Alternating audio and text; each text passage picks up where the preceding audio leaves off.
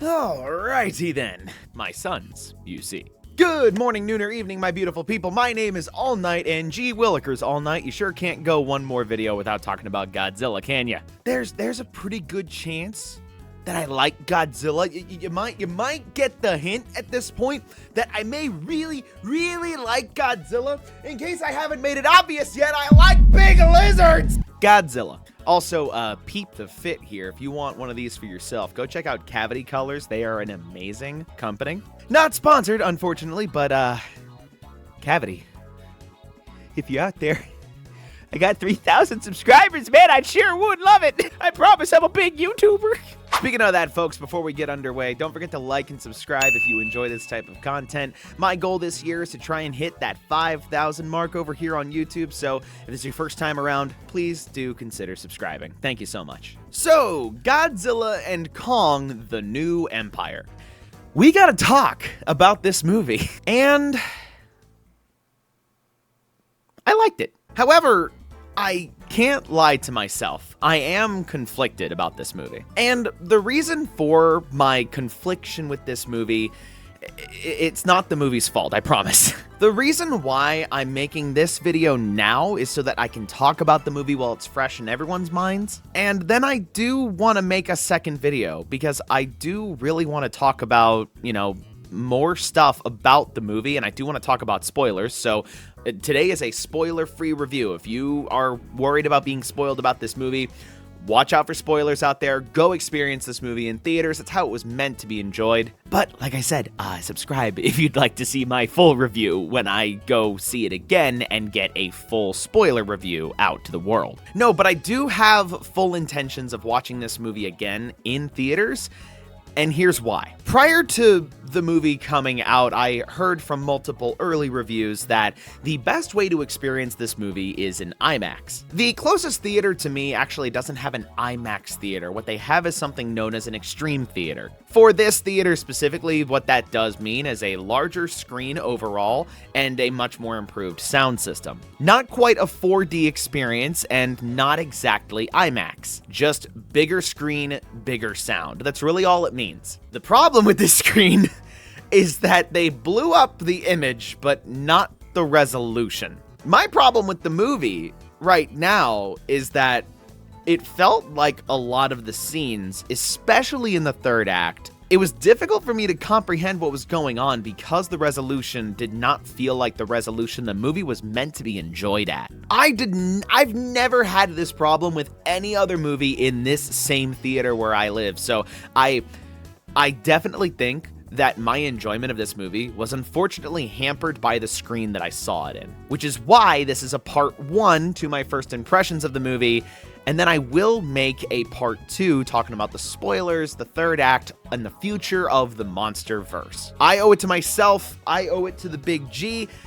I want to do this movie justice, the justice it deserves. So with that out of the way, what about the movie? Prior to watching the movie, I actually re-watched Godzilla vs. Kong all the way through because I wanted to refresh myself, of course, obviously, on where we're at with the story, but also I wanted to take careful note of the directorial style of Godzilla vs. Kong versus Godzilla and Kong, the New Empire. This movie is directed by the same individual, that's Adam Wingard, and you can clearly tell his influence in both of these movies versus the original 2014 legendary Godzilla and Godzilla King of the Monsters. You can clearly tell, in case it hasn't been obvious in the marketing for this movie, that he likes to dial it up to 11. Godzilla vs. Kong was already a crazy roller coaster ride with a lot of insane action set pieces, lots of good monster action. It's just a fun movie, you know? That same philosophy carries over into Godzilla and Kong, the New Empire. The similarities don't stop there. We actually have a fair chunk of returning cast members from Godzilla vs. Kong, that being Kaylee Hoddle as Gia, Rebecca Hall as Eileen Andrews, and Brian Tyree Henry as Bernie. Bernie was a highlight of the last movie for me. I enjoyed his conspiracy theory crackpot energy that he brought to that movie. He carries some of that over into this movie, but it's much more subdued, so it's not nearly as obnoxious as it sometimes felt in Godzilla vs. Kong. I'm really happy that we got to keep a lot of the same cast members this time around, because one of the major criticisms that I've personally had with the MonsterVerse up to this stage is that, of course, we're going to get returning monsters. Godzilla has been in literally every single of these movies, minus Kong Skull Island, of course. But my main point of contention with the MonsterVerse in the mainline series has been the lack of continuity of characters carrying over between films. We had like Aaron Taylor Johnson in the first movie, friggin' Bryan Cranston, but he's already dead. His character, not Bryan Cranston. Love you. We did have Maddie, which was Millie Bobby Brown's character between King of the Monsters and Godzilla vs. Kong, along with her dad.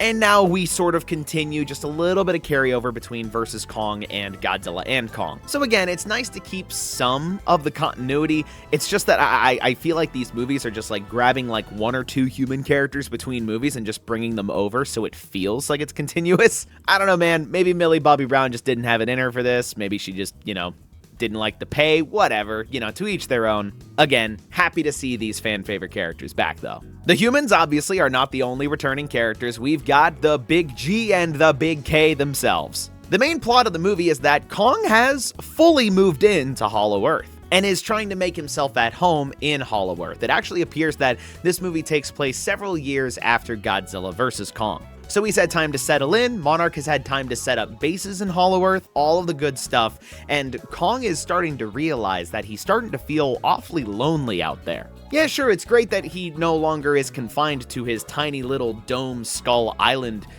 encampment from vs. Kong. But with this wide open space, he's trying to search for more of his kind, more of the great apes, and unfortunately just isn't finding anyone. But through pure circumstance, Kong stumbles upon an ancient evil that has been sleeping within Hollow Earth for many centuries. An evil that even Godzilla himself has been sensing for some time. While Kong is exploring Hollow Earth to find out what this new evil is, Godzilla's on the surface, absolutely murking other titans on the surface world to gain and gather power to prepare for this new threat. All the while, our human characters are actually receiving an SOS signal from within Hollow Earth. Could it be the new villains or someone else entirely? We don't know. You will have to watch the movie to find out, because that is as far as I want to go in on spoiler territory before I continue this review. And again, I want to hold back even from calling this a proper review. This is more so a first impression. Because as it stands, with the quality of the entire movie, I'm still unsure where I sit with my opinion of Godzilla and Kong. This movie, as a baseline, is fun as hell. And in case you can't tell by the box office numbers, as of the recording of this video, this movie is earning its success. However, not everything's perfect. Not everything is sunshine and rainbows, and I want to properly articulate my problems with the movie.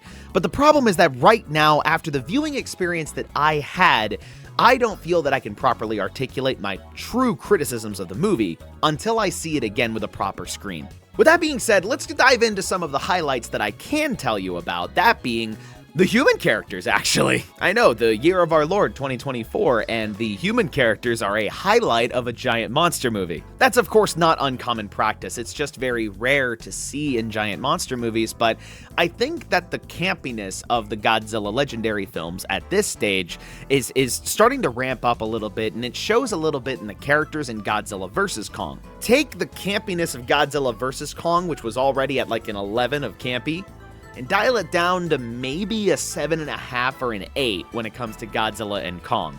I feel like you know what I mean with that. The acting was significantly improved over Godzilla vs. Kong. I felt like a lot of the line delivery in the last movie felt somewhat forced and rushed. And again, just very ridiculous. Like, it was hard to believe that some characters would act like this. Some characters in this movie are eccentric and weird, yes, but their line delivery doesn't make them look like borderline psychopaths. That's what I enjoyed about the human characters, is that they felt way more human than they did in the last movie. But with that campiness in mind, the human characters are still insanely entertaining in this movie. The highlight for me going to Dan Stevens as Trapper. I don't want to spoil anything about what Trapper offers to this movie at all. Just know that he is Australian and fun as hell. I think that there is a lot of potential with Trapper, especially his relationship with Dr. Andrews. So, Legendary, if you are out there, and Dan Stevens, if you somehow see this video, pretty please show up for the next movie. I think you were fantastic in this movie, and I would love to see Trapper develop even more, with potentially just more things to do in the next movie. Speaking of human characters doing more things, I think that also leads into one potential criticism I have with the movie. Nothing that they did bad, but something that I would love to see them develop into with a future film. And that is, I would love for the human characters to finally have some action sequences to, do something alongside the monsters. You sometimes got that, especially in the 2014 Godzilla movie with the Halo jump. That stuff was really cool, and it made you really be interested in what the humans were doing too, as opposed to just walking around and being plot, just plot explainers, As opposed to them being spectators just walking around explaining what's happening to you in the greater scheme of the Monsterverse lore. I would love for them to actually get involved with the action in some way, shape, or form, kind of like how they do it in Godzilla Final Wars. Godzilla and Kong did something very unique in actually letting the humans interact with the Titans in a much more substantial way. The obvious connection being the new Kong Beast Gauntlet that he gets granted sort of later into the movie. But his interaction with the humans extends far beyond that, and I really do love it when the humans do more than just be spectators in a monster movie. So I think if they run with that and just ramp it up again for the next movie to give the humans a lot more to do, I think that could really result in a very entertaining film if both the humans and the monsters are cutting in on some nice action bits, The humans were, again, a fantastic part of this movie and a highlight for me. Trapper X Bernie gang, rise up! The humans were not just the only parts of the movie, obviously. We know what we monster movie fans come out to see monster movies for, and that's the big boys. But if it wasn't obvious enough from the trailers and from other reviews you may have seen, it is very obvious this is Kong's movie. The movie is called Godzilla and Kong, but it should be called Kong and Godzilla. Because Kong carries the plot of this movie, he carries it on his shoulders all the way through Hollow Earth. He is the one monster character in this movie that actually goes through a character arc, and more so a metaphorical character arc as opposed to Godzilla's literal evolution that he goes through in the movie. As Kong explores Hollow Earth with Zuko, you get to see that relationship develop without any dialogue, and I think that is an achievement above all else in a giant monster movie where you can convey emotion and character development without saying a damn thing. So major props to this movie for making Kong a highlight for me. I still have bias towards Godzilla, and that may be part of my withholdings about this movie, as I expected there to be a lot more Godzilla than there actually ended up being. But I want you to very well know going into this movie that this is Kong's movie with a Godzilla side plot that eventually they do team up at the end. And that's something also very important that maybe I would like to see in the next movie.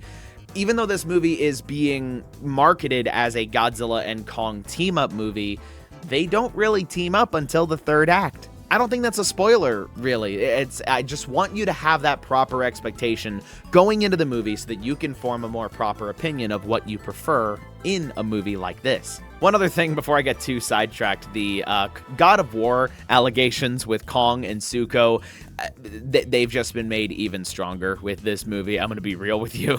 Kong with his axe, taking in Zuko, becoming his adoptive father, and they have this journey together. This journey through an uncharted land that they are discovering together. It's the God of War allegations will be there. But I feel like they lean into it. I don't think that it's a parody. I certainly think something was intentional with this relationship. And I do think it definitely adds to the movie as opposed to being a distraction.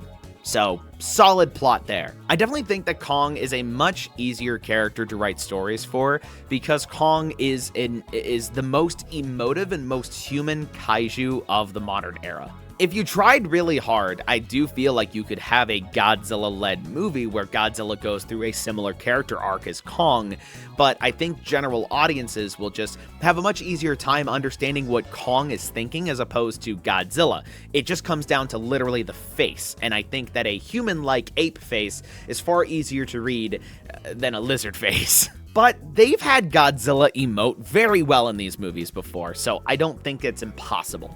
But I do think that a Godzilla-centric Adam Wingard movie is going to be the next movie in the cards here, because Adam Wingard has, gone on interviews and said that, yeah, this is very much so Kong's movie, and they would love to try and shift the story back to Godzilla for the next movie. Again, I have ideas where that could go, but subscribe, stick around for more, see my future review when that drops. And we'll talk all about where I think the MonsterVerse is going. Back to the movie here, obviously, one big thing that a lot of us monster movie fans want diving into a movie like this is going to be the action sequences. And I need to emphasize that the action sequences in the first 2 acts are amazing, and some of the best we have seen in the MonsterVerse. The couple of scuffles that Godzilla has with Titans on the surface alongside Kong exploring Hollow Earth and fighting new and strange creatures in Hollow Earth, it's awesome. You get to see all of these new monster designs that have never been seen before on screen. There's like comics and stuff where we've seen bits of these guys in the past, but seriously, you get to see so much, and these guys get to do a lot in the first 2 acts. In particular, Kong's choreography is fantastic. Again, I think he's a much easier kaiju to write fight scenes for because he can fight like a human, especially with the weapons the humans keep giving him. Deadass, they're gonna give Kong a mech suit someday. Like, he's just gonna be Iron Kong at some point, and I will be seated and ready for when that happens. And yes, it is correct. You've seen the memes, but the meme is true in that Godzilla's character arc in this story, he just wants the smoke with every single Titan that he sees on screen. There is something to be said about his role as an alpha Titan of Earth and kind of just walking around doing his own thing, gathering power, and also having scuffles with random monsters that he happens to meet along the way. I don't know fully if Godzilla was intending to fight these guys or if these guys technically picked fights with him first. I would like to talk about that just a little bit more when I do my full review,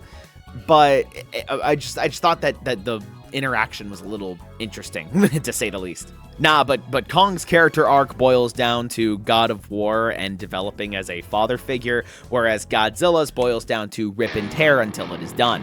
Now, I want to shift my focus here to that 3rd act without getting into any potential spoilers, because I think my grievances with the movie only lie in the 3rd act. And let me explain. I don't know if it was just circumstance or if it was the quality of my screen, how it may have just been too blurry and not a proper resolution, but it felt like the 3rd act moved very, very fast as soon as it got going. In Godzilla vs. Kong, you had this structure of them having these fights throughout the movie, and you kind of had like a round 1, round 2, and round 3 with those 2 throughout the entire movie. It was very clear that it was building up to a final fight, and that final fight was climactic, it was intense, it was amazing. I don't know if it was a budgeting issue, or if it was a pacing issue, or if it was something. Something felt missing in that 3rd act. It felt like we were due for like 10 more minutes of movie, but the movie very quickly just wraps everything up after the fight.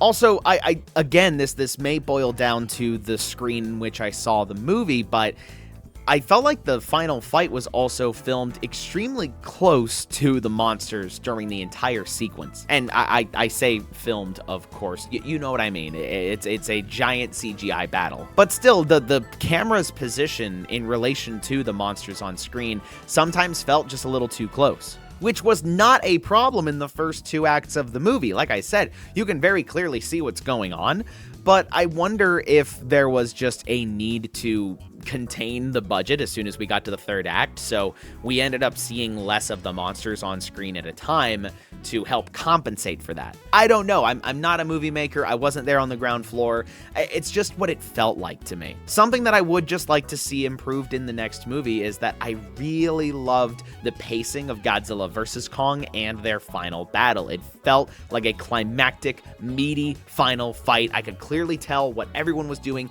Even in the Hong Kong scene at night, you could clearly tell what Godzilla and Kong were doing when they were beating the snot out of each other. So with that in mind, though, again, the third act of this movie, I want to see again in a proper theater and really pay attention to that final fight to better understand if it was just me having a hard time seeing what was on screen due to a technical issue, or if this was quite literally what boiled down to how the movie was filmed.